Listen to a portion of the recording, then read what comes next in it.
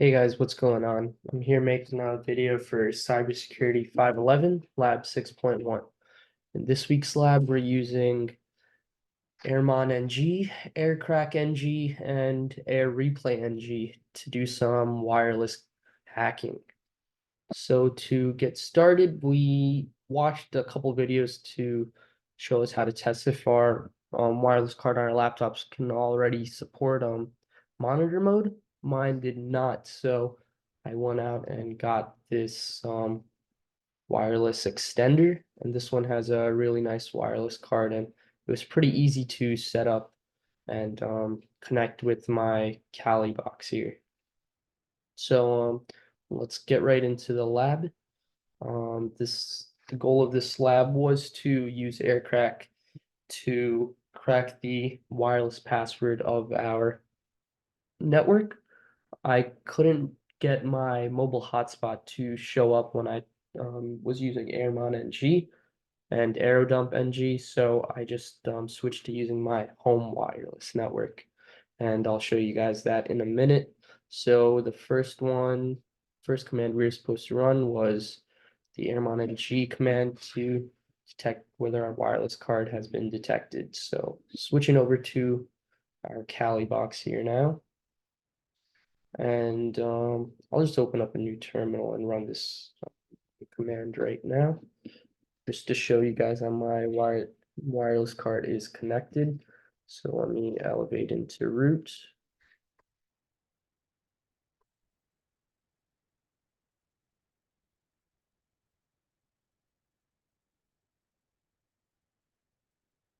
Airmon NG. And you can see here that it did pick up my wireless card right here. It has a Qualcomm Atheros communications chipset, so it's all good. And to the terminal on the left here, you'll see that I've already switched my wireless card into monitor mode. So it is collecting traffic. It is sniffing traffic in the WLAN 0 mon interface. So that's numbers 1 and 2 done. Use the command to see what routers are running in the neighborhood. So next we ran a AeroDump NG on WLAN mon, and you'll see here that it started picking up different routers in my local neighborhood here. And the one we're interested in is this one right here, as this is my home wireless network right here called Quran, and this is my BSS ID right here. So this is my router right here, and you could see it's running WPA2 encryption.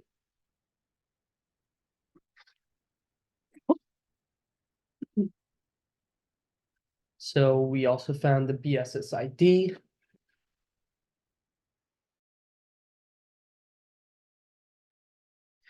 Moving on. Number 5, capture packets using AeroDump NG with the W switch and write these packets to a file. We need 20,000 initialization vectors to successfully crack wired equivalent privacy. So for that, it's going to be shown in this next command here, AeroDump NG -W capture, and we want the output format to be in a PCAP, and we're going to do this on the BSS ID of my wireless network. And again, you also have to specify the channel, which you'll see right here under this column here. You'll see that it was on channel 11 on interface WLAN 0 mon, and you'll see that I let this command run for almost 2 hours 45 minutes, and that's just how long it took me to get to that 20,000 initialization vector count. And the way you find that is this number here under the data column. And before we move on to the next step, you could see here, where did it go? Right here in Kali, you could see that my packet capture was saved right here as capture-01.cap. All right, and step 6, run air replay ng to perform a fake authentication. That was the next step. So right here, you can see me run air replay ng, tac help, just to see the different options that were available. And right here, I get right into the fake auth, but it requires an argument. So I did a little bit of research and realized that I needed a little more information than just air replay ng tac fake auth. So I went and found the MAC address of my wireless card right here. I also needed the MAC address of my router. Just grab that from the BSSID.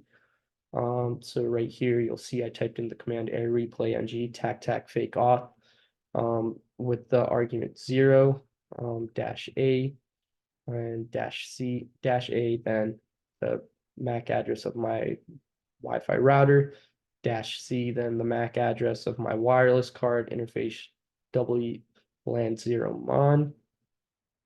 And you see here that we got an argument, no MAC H specified. That's okay.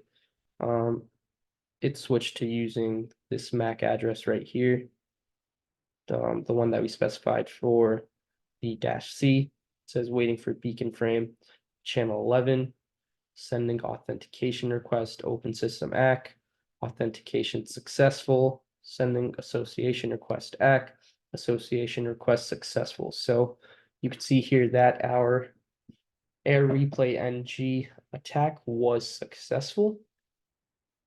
And as the last portion of this lab, I ran aircrack ng just to see if we were able to crack the actual password based off the PCAP that we had. So I ran aircrack ng on the PCAP that I took. You could see here that choosing first network as target, it said to please specify a dictionary and use the option -w. So you'll see here, I just went in and created a quick dictionary. Let me just open that up. So you'll see here, I just created a quick dictionary, just a couple random passphrases. And then the third option here, that is the actual password to my Wi-Fi. So you'll see here when I reran aircrack ng on the PCAP that we took using the -w and inserting the dictionary, you'll see it's reading packets, reading packets. You'll see it was using WPA encryption. As I said before, it was using WPA2 encryption. Going down, potential target. 4 out of 6 keys tested. And key found Coors Light. So it was able to crack it. And yeah, guys, that's pretty much it for lab 6.1 using the suite of tools that's provided in aircrack. One thing to note, guys, I know that we were supposed to run it on WEP and first crack the AP using WEP encryption and then WPA2 encryption. However, my AP only had WPA2. My AP had WPA2 encryption enabled, and I wasn't quite sure how to switch it over to WEP encryption. And I didn't want to take a chance of messing with things that I don't understand. I did do some research on the specific router that I have, but yeah, it didn't really lead me to any clues, so I kind of ended up at a dead end.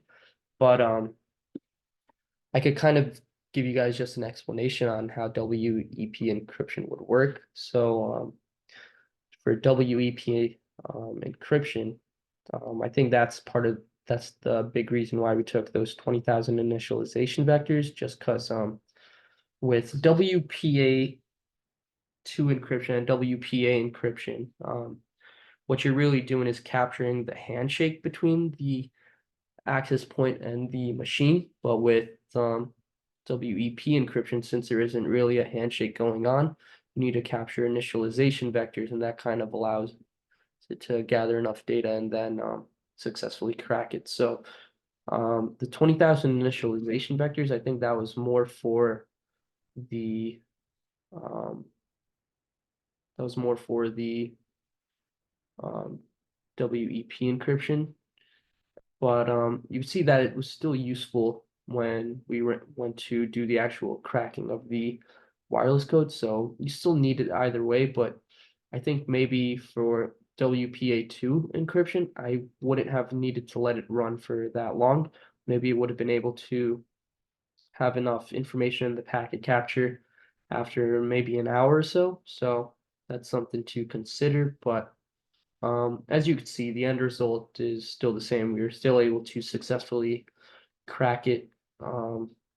Yeah, Coors Light is my Wi-Fi password. So as you can see, the crack did work and it did find it.